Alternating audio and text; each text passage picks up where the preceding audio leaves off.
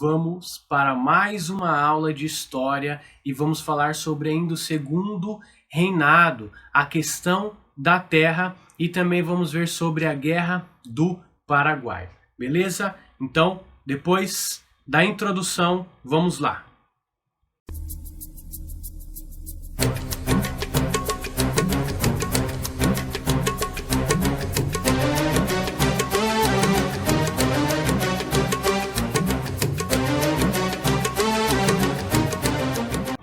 A questão da terra. Como que funcionava a política de ter terras ou posses lá no segundo reinado? Então, a política do Império Brasileiro favorecia os grupos sociais de maior prestígio e, dentre eles, de modo especial, os grandes proprietários de terra, a aristocracia rural, que era conhecido, tá? Então, quanto a essa questão, Dom Pedro II, ele acaba assinando uma medida que ampliava ainda mais o poder desses grupos, né? E eles foram chamados da Lei de Terra, né? Essa Lei de Terra ela foi criada em 1850 por Dom Pedro II. Essa lei tinha como objetivo principal impedir livre acesso à terra àqueles que não pertenciam à elite de proprietários, ou seja, dos grandes latifundiários. Até então, o acesso se dava por meio da posse. Quem chegasse primeiro era dono daquela terra. Porém, as terras cultivadas garantiam o direito de posse, o que favorecia também os pequenos proprietários. No entanto, essa lei ela alterou algumas situações. Então, só seria reconhecido proprietários de terra quem tivesse um documento, que esse documento era a declaração da Lei de Terras, que esse documento também teria que ser assinado por um juiz, tá? Então não interessava mais quem ocupava a terra. O documento ele deveria ser pago também. Outra situação que favorecia quem tinha mais dinheiro, os grandes latifundiários, né? Quem tinha recursos para adquirir esse documento. Mesmo os índios que ocupavam aquela terra por muito tempo, eles precisariam pedir uma carta para o juiz. Olha só que loucura. O índio, que era o nativo do Brasil, ele teria que ter essa carta para ter o direito de usufruir aquela terra, gente. Então, era bem sinistro nessa época. E é evidente, né, que isso se tornava posse algo muito restrito. Então a posse ela vai se tornar algo bem restrito. Os grandes proprietários, eles foram extremamente favorecidos, pois tinham muita influência junto aos juízes locais. Na maioria das vezes, essa relação entre fazendeiros e juízes já era suficiente para que se adquirisse o documento de posse, né, a cartinha lá de posse. Então, se fosse amigo do juiz, o grande proprietário, então é óbvio que o juiz nem ia cobrar nada, só ia assinar para esse grande latifundiário ter a posse de mais terras, né? Então isso afastava também das terras índios, negros, alforriados, mestiços e também os homens livres pobres, tá? Então a população pobre que ocupava pequenas propriedades, ela foi obrigada a se subordinar aos grandes fazendeiros. Muitos perderam suas terras. Povos indígenas também foram afetados, sendo expulsos do seu próprio território ou mesmo atacados por bandos armados cruéis e violentos que pretendiam assassinar esses índios que estavam nessas terras com a alegação de que as terras eram deles e eles tinham documento da Lei de Terras e os índios não. Em grande medida, a maneira como as terras estão divididas e ocupadas no Brasil atual é o resultado desse procedimento de ocupação ocorrido lá no século XIX. Não é sem motivo, portanto, que existem tantos camponeses e trabalhadores sem terra, né? Isso ainda é causa de muitos conflitos, ainda mais questões de reforma agrária, né? E agora a gente vai ver um pouco mais sobre as disputas lá no sul do país, no extremo sul do país, e que envolve outros países também, como o Uruguai, o Paraguai e a Argentina, né? Estou falando sobre a Bacia da Prata. Era uma das regiões mais disputadas da América do Sul lá no século XIX. Por quê? Essa região ela era formada por importantes rios que interligavam diferentes regiões, como ali a província, né, do Mato Grosso. Os rios eram importantes para o comércio, os rios do Paraguai, do Paraná, do Uruguai e o Rio da Prata, né, que faziam parte dessa região da Bacia da Prata. Lá na metade do século XX, os países da América do Sul ainda buscavam definições para suas fronteiras, ainda estava tentando organizar o que seria fronteira, qual que seria a fronteira da Argentina, do Brasil, enfim, ainda não tinha a definição das fronteiras que conhecemos hoje dos países, né, da América do Sul, né? E é óbvio que com a definição dessas fronteiras houve muita discordância, né? Teve briga ali para poder fazer essas fronteiras, né? E cada país ele queria preservar seus interesses territoriais, isso era óbvio, criando posições vantajosas aos demais países. O Brasil ocupava e procurava, né, ter os maiores territórios, né? Então ele procurava manter uma posição de potência regional, mantendo uma política preservacionista em relação aos fazendeiros. Então queria proteger ali os fazendeiros que viviam nos limites do Uruguai e do Paraguai. E lá em 1839, a Argentina ela foi favorecida por alianças políticas entre seu presidente, o Juan Manuel de Rosas, e o presidente do Uruguai, Manuel Oribe. E o plano da Argentina era ampliar seu domínio, agregar o Paraguai e o Uruguai. Então era para formar um único país ali. Era para ser Argentina, Paraguai e Uruguai, tudo um paizão só. Então, obviamente, que o governo brasileiro não ficou nada contente com essa situação. Opa! Aí não, né? Então, o governo brasileiro, através de Dom Pedro II, promove a derrubada dos presidentes argentino e também do presidente do Uruguai, certo? Então, com apoio de rivais internos do país, isso ocorre, tá? Isso foi em 1851 e 1852. E esse golpe aí, nessa intervenção, ela ficou conhecida como Intervenção contra Oribe e Rosas. As tensões na região não ficou nada resolvida. Os anos passaram e desde 1862 o Paraguai começa a ser governado por Solano Lopes, que ele pretendia garantir uma ligação com o exterior, e ele faria isso através da onde? Ele faria através dos rios Paraguai e do Rio da Prata, que dá direto ao oceano, tá? Então, com isso eles conseguiriam fazer esse comércio. Era uma rota estratégica. A Bacia do Prata era uma rota muito estratégica, porque interligava os oceanos ali, né? O Oceano Atlântico.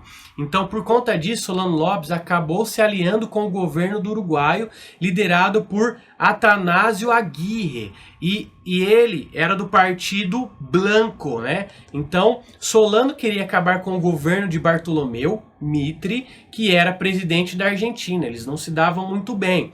E ele queria tornar o Paraguai e o Uruguai mais independentes em relação ao Brasil e também à Argentina, que eram grandes potências desse período aí do século XIX. Com isso, Solano ele garantiria uma saída para o mar e teria grande força regional e também comercial ali para o Paraguai. E nisso o Brasil já tinha alguns problemas com Aguirre, que era o líder do Uruguai. Isso porque várias reclamações de muitos fazendeiros do sul, dos gaúchos, estavam acusando o Partido Blanco, né, o Partido dos Blancos, de estar invadindo as fazendas, e essas fazendas obviamente estavam no território brasileiro, tá? Então eles estavam roubando o gado ali, invadindo as fazendas e também querendo algum lucro com essas fazendas, né, tomando posse dessas terras brasileiras. Então Dom Pedro II envia um representante brasileiro para o Uruguai para tentar resolver essa questão, né? Então ele exige o fim dessa rivalidade regional e o pagamento, né, dos possíveis prejuízos para os fazendeiros gaúchos, né? E caso contrário, haveria uma guerra, galera. Então, Solano, ele acaba se oferecendo para ajudar, para ser um mediador entre Brasil e Uruguai. Porém, o governo brasileiro, ele rejeita a ajuda de Solano, né, para ser esse mediador, porque Solano já estava aliado ali com o Uruguai, né?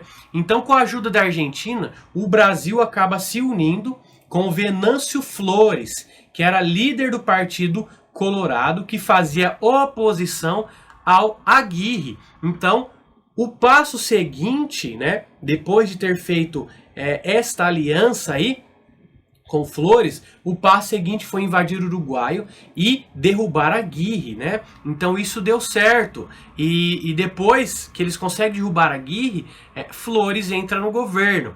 Esse conflito, galera, durou um ano, de 1864 a 1865.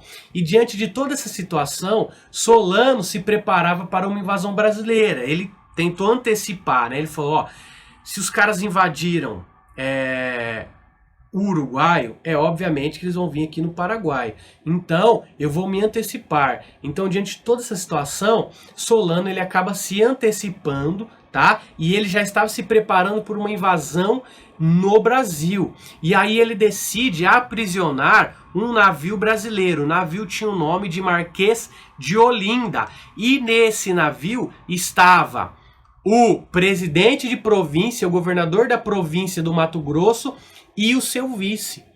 Ele prende os caras e eles acabaram morrendo de fome na prisão, tá? Então, depois disso, Solano acaba invadindo o Mato Grosso, o Rio Grande do Sul, tá? E a província da Argentina, lá na região de Corrientes.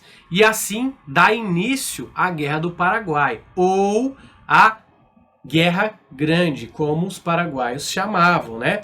Então, a Guerra do Paraguai, ela dá início em 1864 devido a esse fator, tá? Que Solano acaba prendendo, né? Ele sequestra o presidente da província e o seu vice lá do Mato Grosso, tá? Ele acaba invadindo o navio, certo? Brasileiro, e quando ele prende e deixa os caras passando fome lá na prisão, ele vai invadir o Mato Grosso, tá? Ele invade o Rio Grande do Sul e a região de Corrientes lá na Argentina. Então a guerra começa em 1864 e ela vai se estender por mais 6 anos, galera. Termina em 1870, né? Então o Paraguai estava em um desenvolvimento evidente desde 1811.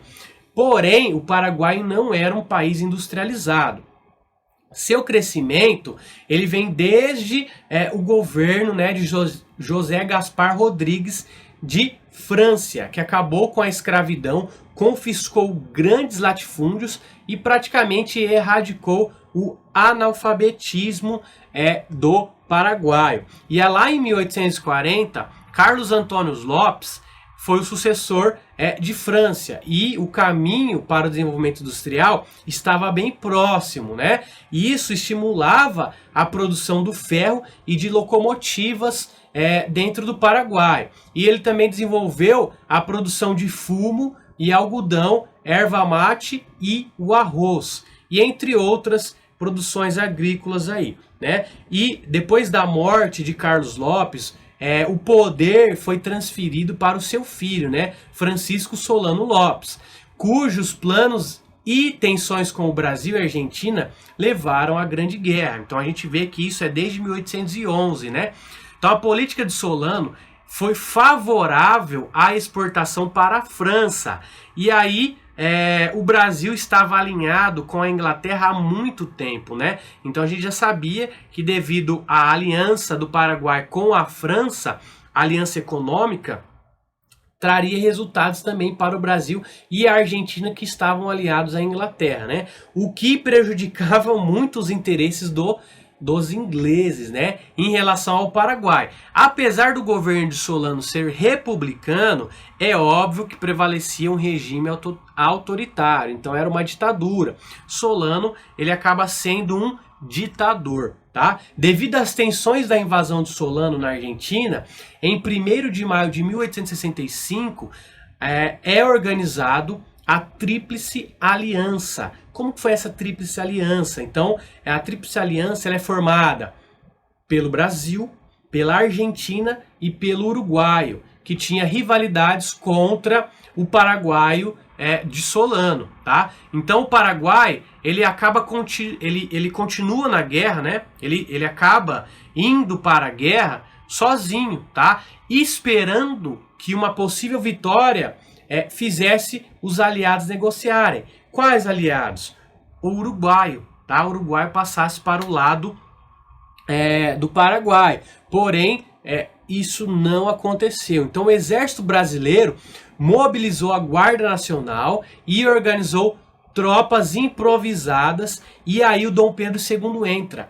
Ele quer ir guerrear na frente, aí os caras do governo falam, não, você é o imperador, você não pode ir lá na frente da batalha. Ele fala, ó, se eu não posso, então eu vou criar os voluntários da pátria para poder guerrear, tá? Para poder ir nessa guerra, porque ele queria muito lutar pelo Brasil. Então Dom Pedro acaba fundando os voluntários da pátria, né? Ele faz um discurso super emocionante e um monte de voluntário se alista no exército brasileiro, mas também, por outro lado, muitos foram forçados a ir para a guerra, certo? Principalmente os escravos, né? Eles tiveram a promessa de, se eles participarem da guerra, eles seriam libertos. Porém, isso não aconteceu. Mulheres também foram para a guerra, galera, tá? Elas acompanhavam as tropas e prestavam serviços médicos e serviços de cozinha, né? A união de forças contra o Paraguai foi muito grande, o que levou o governo de Solano a sofrer suas primeiras derrotas, né? Então, durante 2 anos aí, Solano ele acaba conseguindo também impedir o avanço das tropas da Tríplice Aliança. Olha só, então as tropas de Solano tinham um número bem maior do que as tropas da Tríplice Aliança. Tá? Em fevereiro de 1868, Venâncio Flores acaba sendo assassinado lá no Uruguai, mas a rebelião que pretendia formar um novo governo, fracassa, né? Então, devido a isso, o uruguaio continua na Tríplice Aliança e na guerra, tá? E em junho do mesmo ano, o vencedor das eleições foi Ernesto Sarmiento, que era contra a participação da Argentina na guerra, tá? Então, o Brasil acaba ficando fragilizado com a Tríplice Aliança, né? Então, a Argentina acaba saindo fora da guerra, tá? E também o Uruguai estava com poucas tropas e também ele ficou muito enfraquecido devido a todas as questões, e o Brasil acaba conduzindo o conflito praticamente sozinho. Então era Brasil contra Paraguai. E em janeiro de 1869, depois de várias vitórias, o exército brasileiro entrou em Assunção e as batalhas foram super violentas, né? Teve um massacre lá. Muitas mulheres e crianças acabaram sendo vítimas, tá? E em março de 1870, um dos voluntários da pátria, o José Francisco Lacerda, que era conhecido como Chico Diabo, ele acaba desferindo um golpe de lança no ditador Solano Lopes, porque Solano Lopes ele estava sempre à frente da batalha, incentivando os seus soldados ali a guerrear. E Chico Diabo ele acaba desferindo um golpe de lança bem no peito de Solano Lopes. E após 6 anos de batalhas e sangue derramado, terminava assim a maior guerra da América do Sul. Então foi assim, galera, que teve esse desfecho da maior guerra que a América do Sul já teve. Beleza? Espero que vocês tenham gostado. Fiquem com Deus e até a próxima. Falou!